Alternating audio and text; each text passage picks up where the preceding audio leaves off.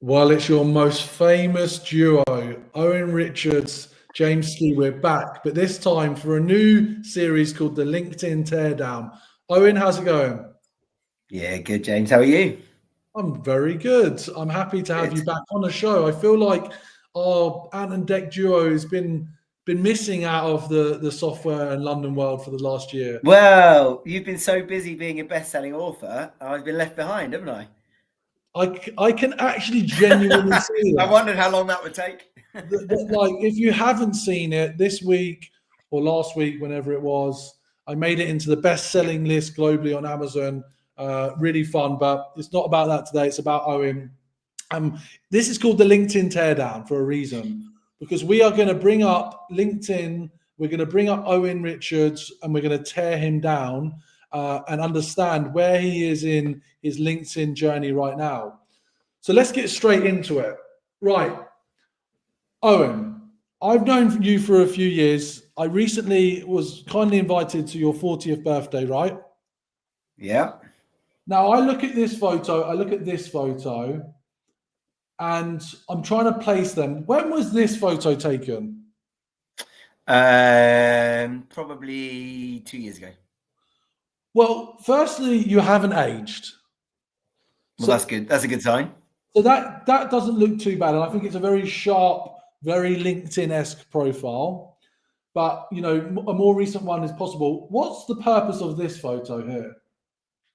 Oh, nothing more than making me happy, James. I think, if I'm honest, it's always been. I'm not one that's like, oh, your LinkedIn has to look like this and has to be a product. I've always seen it as I guess, more a reflection of me and my personality. That was the view from my very first house that I bought in Manly, Australia, which is where my sales career started. It's also an image that is on the wall in our office as well, and big wallpaper imagery in our office. So it means a lot to me. It's also my commute to my first sales job. I used to run along that beach.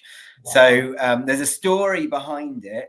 The untrained eye would see and go, oh, it's a random beach, I know. But for me, it reminds me every time I go on to this, it reminds me of those sorts of memories. So there's nothing more than that. I'd have had the odd person go, oh, is that Manly Beach on there? And you get into a conversation, which is interesting. But that's all it is. It's been like that for 15 years. Wow. So let's just cut to it, Owen, because you and I have known each other for probably like 5 years plus now. Hanging out in the industry, hosting events, co-hosting stuff like this. We've done webinars, we've done full day conferences on our feet. We've done some hard stuff together. And at times you have been prolific on LinkedIn. That's changed. And considering everyone else I get on this show is like a LinkedIn wannabe creator or a major thought leader globally, I would argue you are absolutely an expert. You are a thought leader. Doesn't feel like you want to be a creator on LinkedIn anymore. What's happened? Yeah, it's a really, really good point. And I'll try and explain the journey in words out loud, probably for the first time, in so much as I don't really talk about it very much, and much of it has just been organic rather than kind of a conscious decision. But reflecting on where I'm at with LinkedIn, I have absolutely not stopped entirely, but I'm not driven by LinkedIn from a business perspective, and I have stopped creating content that comes from me as an individual. So we use LinkedIn continually as a tool for our business, and my profile is one of those tools and one of those channels. But as you rightly said, 4 or 5 years ago, I'd have been posting certainly at least every other day. It's 4, 5, 6 times a week, sometimes twice a day, creative content, videos, stuff that was telling a story, stuff that let people into the business and into me as a person. And it was brilliant. Really played a big part in contributing to our business's growth and the growth of my personal brand. And those two things are so interlinked. The reality is, I think a lot of things have happened at the same time. One, I got really tired of it. So it is relentless, consistently creating content. I got tired of it. I ran out of steam.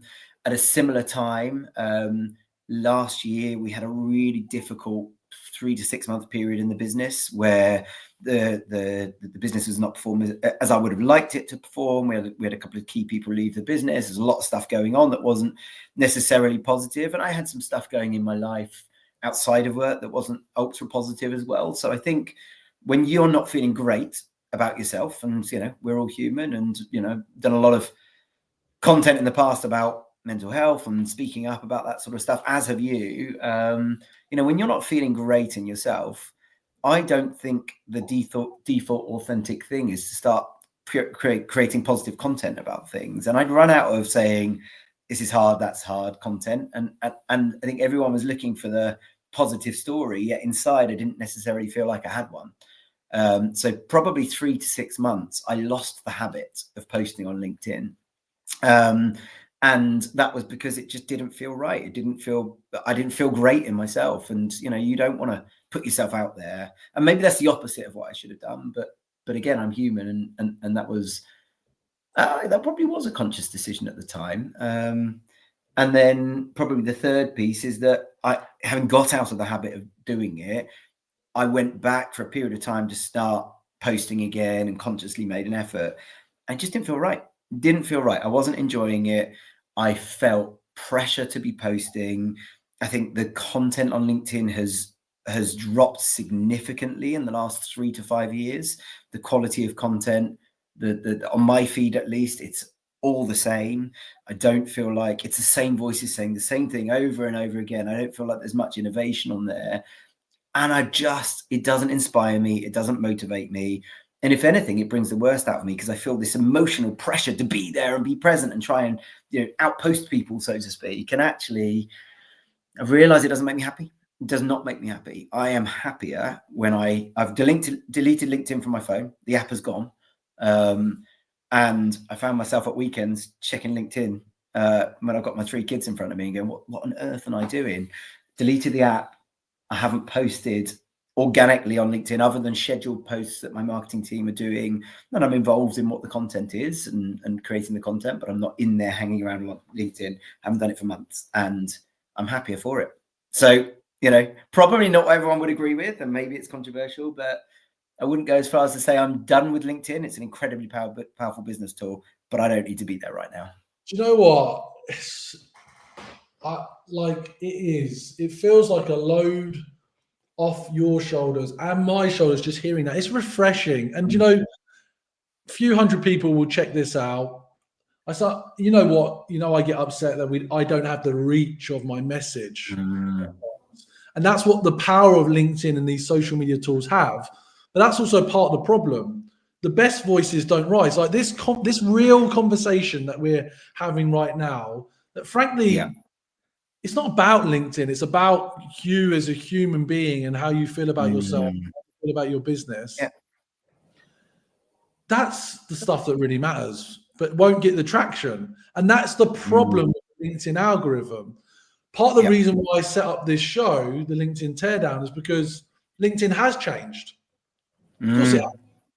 And I'm looking for tactics, strategies to improve because of my ego says do more. But how many more thousands of followers? I mean, if we look at yours, you've got 14,000 followers. How many of those have you ever met in person or have you actually spoken to? Yeah, I don't know. It's a good question. I wouldn't be able to guess. Probably, I don't know, probably a couple of thousand. I would say, but there's a lot on there that you haven't.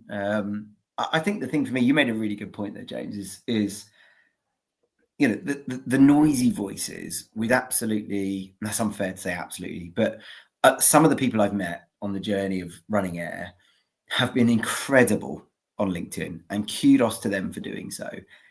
But when I've met them in person, I've been really underwhelmed by them, or I've done business with them and they've just not been the kind of people that you want to do business with.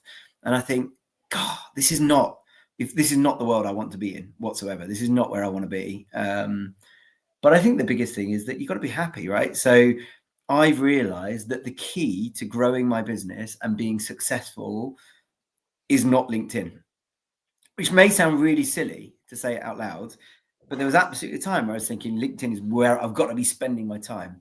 do you know, I've got to be spending it with the people in the business. I've got to be building process. I've got to be, you know, got to be winning the right kind of business. And whilst LinkedIn can play a role in that, and it can contribute, and it has, and it will continue to do so, it's not where I need to be hanging out and spending my life. Do you know that? So I agree, but I will still push back because I'm obviously the LinkedIn guy. And I would still say LinkedIn is still a phenomenal marketing channel. You personally just don't need to be there. Yeah, and look, please don't misunderstand my point. This is about me and nobody else. What I'm not saying is that LinkedIn is an incredibly powerful platform. It is, but you have to want to do things and you have to enjoy them for them to play a valuable role in your life. And there are many different avenues that you can take to your end goal. I'm not going to delete my LinkedIn profile and get rid of the value that's in there. And I'm not going to stop creating content. We still create content as a business, and I still create the content with the podcast and those sorts of things. But I'm not going to use my time when I could be spending it with my kids, when I could be doing something meaningful and impactful with my business, scrolling through LinkedIn for the sake of it, commenting on things for the sake of it, worrying about whether I have or haven't posted, worrying about what somebody else has posted, and how, you know, it's not making me happy. It does not make me happy. And what I've realized in the last 18 months to 24 months of dialing it down somewhat is that my business isn't less successful because I'm not there, or I'm not there as much. So this is a personal choice. But I think if anybody is out there sitting, feeling that emotional pressure of having to be on LinkedIn, to post and having to create, there's a choice. There are other ways to do it. It feels like I'm coming off a drug, doesn't it? I've got to stand up. And I've been addicted to LinkedIn for the last 8 years, and we're going to go around in a. You don't have to do it if you don't want to. So.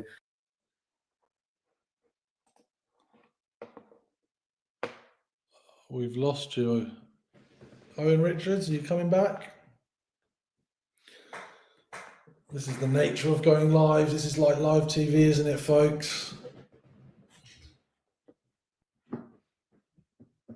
We'll see if we can get him back to wrap up. If not, we'll just crack on with the day.